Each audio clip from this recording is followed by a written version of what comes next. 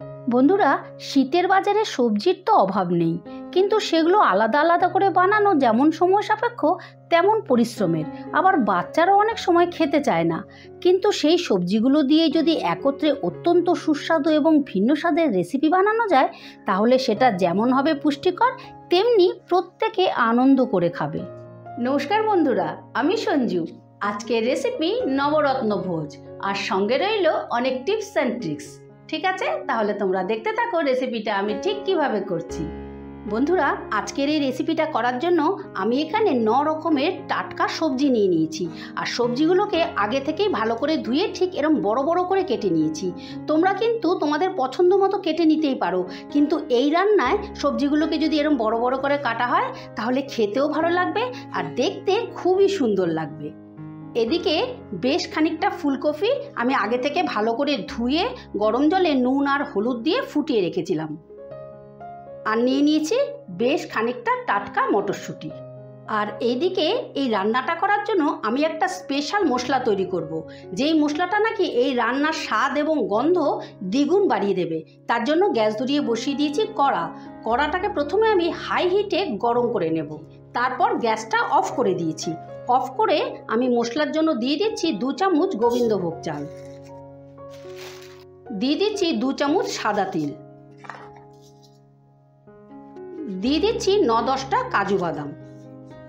এবার এই গরম কড়াতেই এটাকে আমি ড্রাই রোস্ট করে নেব। বন্ধুরা, তোমাদের জন্য একটা বিশেষ টিপস, তোমরা যখনই এরকম সুগন্ধি কোনো মশলা তৈরি করবে তখন এইভাবে কড়াটাকে হাই হিটে গরম করে নেবে, তারপর গ্যাসটাকে অফ করে এটাকে ড্রাই রোস্ট করে নেবে। তাহলে কি হবে, এই মশলাটার যে সুগন্ধটা সেটা বজায় থাকবে। এই দেখো, মশলাটা আমি গরম কড়াতে ভালো করে ড্রাই রোস্ট করে নিয়েছি।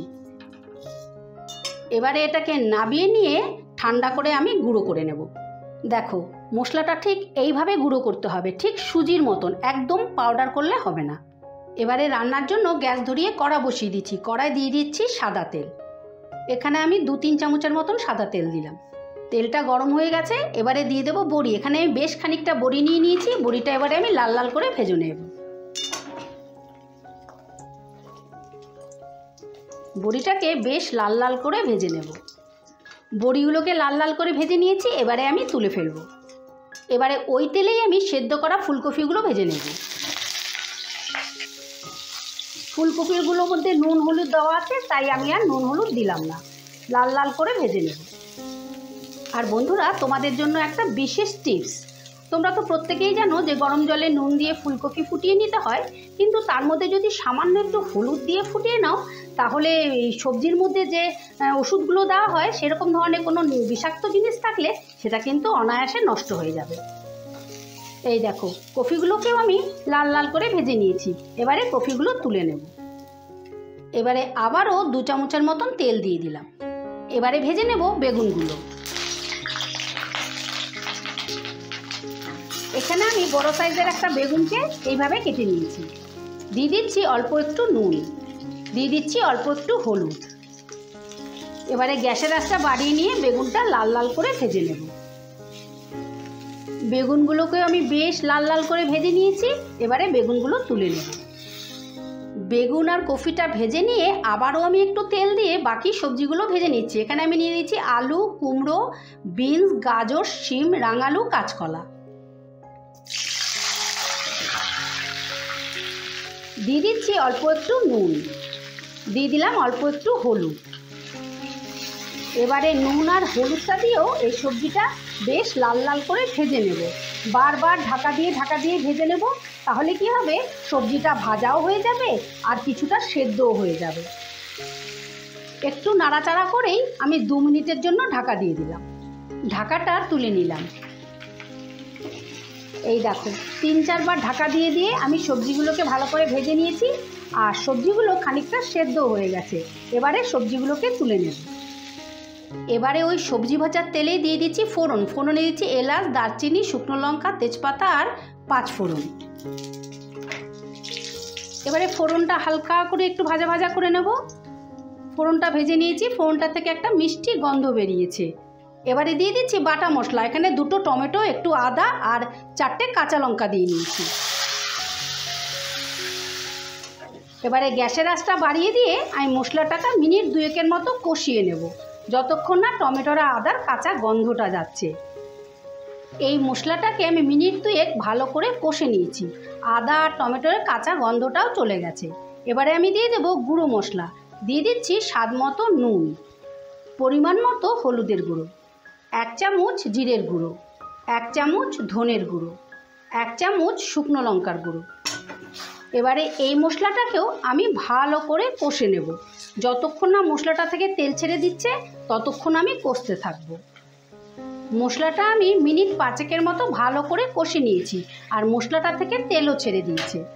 এবারে দিয়ে দিচ্ছি বেশ খানিকটা মটরশুঁটি, আর দিয়ে দিলাম ভেজে রাখা সবজিগুলো।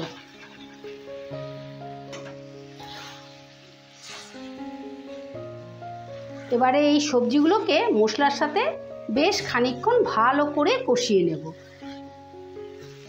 এই দেখো, এই সবজিটাকেও আমি ভালো করে কষিয়ে নিয়েছি। এবারে দিয়ে দিচ্ছি ভেজে রাখা বড়িগুলো। এবার বড়িটা দিয়েও সামান্য একটু নাড়াচাড়া করে নেব।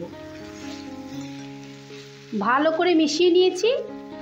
এবারে কফি আর বেগুনটাকে বাদ দিয়ে বাকি সবজিটা আমি বয়েল করে নেব।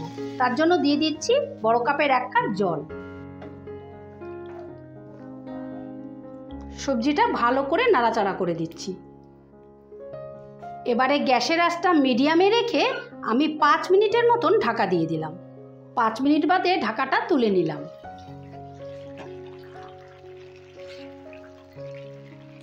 এই দেখো, সবজিগুলো ভালো মতো সেদ্ধ হয়ে গেছে, আর জলটাও অনেকটা শুকিয়ে গেছে। এবারে দিয়ে দিচ্ছি ভেজে রাখা কফি আর বেগুন।